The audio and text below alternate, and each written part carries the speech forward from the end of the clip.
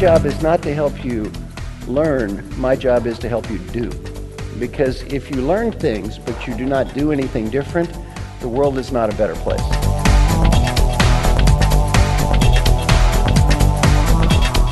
I was interviewed in the Harvard Business Review and asked a question.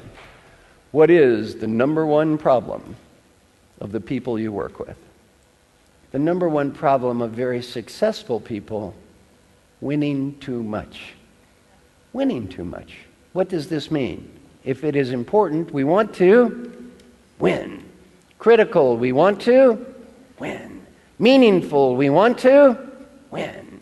Trivial, we want to win. Not worth it, we want to win anyway. Winners like to win. It is very hard for successful people not to constantly win. Every time you get promoted, you need to learn to win less and let other people win. And this is a very difficult transition. You want to go to dinner at restaurant X. Your husband, wife, partner, or friend wants to go to dinner at restaurant Y. You have a heated argument. You go to restaurant Y. It was not your choice. The food tastes awful. Service is terrible. Option A, critique the food. Point out our partner was wrong. This mistake could have been avoided had only they listened to me. Option B, shut up. Eat the stupid food. Try to enjoy it and have a nice evening. What would I do? What should I do? The next classic problem of smart, successful, experienced people: adding too much value. What does this mean? I am young, enthusiastic. I come to you with an idea. You think it is a great idea. Rather than saying, great idea, our natural tendency is to say, that is a nice idea. Why don't you add this to it? The problem is the quality of the idea may go up 5%. My commitment to its execution may now go down 50%. It is no longer my idea. It is incredibly difficult for smart, successful people not to constantly go through life adding value. One of my good coaching clients, leader of a large organization called GlaxoSmithKline, CEO J.P. Garnier, just retired, and I asked him, what did you learn about leadership as a CEO? And every time you get promoted in life, you need to learn this lesson. Every time you get promoted, it becomes more and more and more and more true. He said, I learned a very hard lesson. My suggestions become orders. My suggestions become orders. He said, if they are smart, they're orders. They're stupid, they're orders. If I want them to be orders, they are orders. If I do not want them to be orders, they are orders anyway. Every time you get promoted in life, your suggestions become more and more and more like orders. I asked him, what did you learn from me when I was your coach that helped you the most? He said, you taught me one lesson that helped me be a better leader and have a happier life. I asked him, what was this lesson? He said, before I speak, breathe, and ask myself one question. Is it worth it? Is it worth it? And he said, as the leader of this big company, 50% of the time, if I had the discipline to stop and breathe and ask myself, is it worth it? What did I decide? Am I right? Maybe. Is it worth it? No. 4 words to help you become a better coach. 4 words. What are these 4 words? Help more, judge less. Help more, judge less. Now, I have good news about today. Everything I'm teaching you today does not just work at work. It works at home.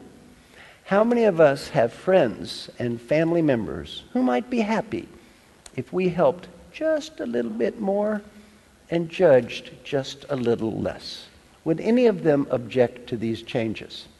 Would any of them 1 year from today come back and say, we miss the judgmental you?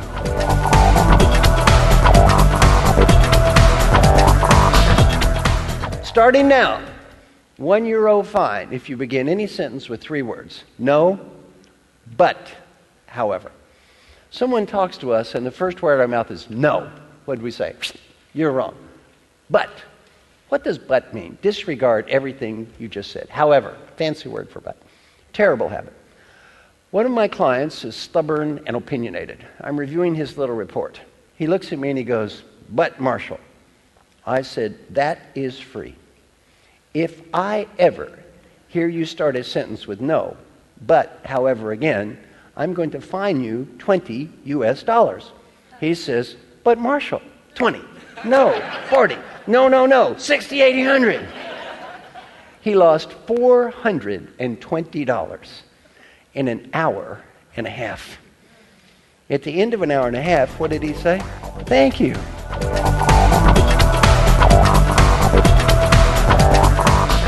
There's one item these companies never say they want. Every company says, we do not want this behavior. Every leader says, we do not want this behavior. Yet I see this behavior constantly. What is the name of this puzzling behavior? It is called effectively sucks up to higher management. Effectively sucks up to higher management. Do all of you know this term, suck up? Everyone knows what I'm referring to. Yeah. Every company says, you do not know this term. Translate suck up. Yeah, good, yes. Now, every company says, we hate suck-up. Every leader, I hate suck-ups. If everyone hates suck-ups so much, why does so much sucking up go on? It goes on because we all tend to create an environment where people learn to suck up to us. Now, I know exactly what 50% of you are thinking at this second. I know what you were thinking. You know what you were thinking? Yes, Marshall is making a good point. I see other leaders do this all the time. I find it disgusting, but the others do it all the time. Not me, of course, others. You see, this problem is very easy to observe. Where? In everybody else. It is very difficult to observe where.